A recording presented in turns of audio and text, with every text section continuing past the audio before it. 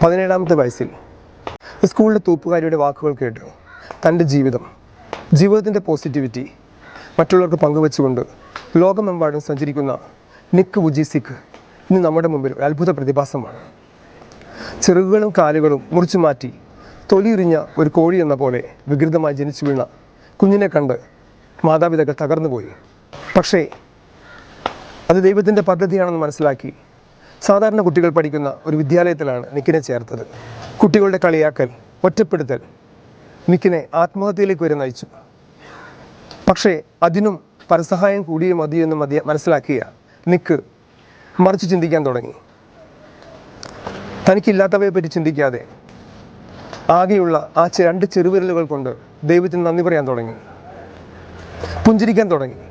തൻ്റെ പുഞ്ചിരി മറ്റുള്ളവർക്ക് സന്തോഷം പകരാൻ ശ്രദ്ധിച്ചു. 30-ൽ പരം പുസ്തകങ്ങൾ രചിച്ചു.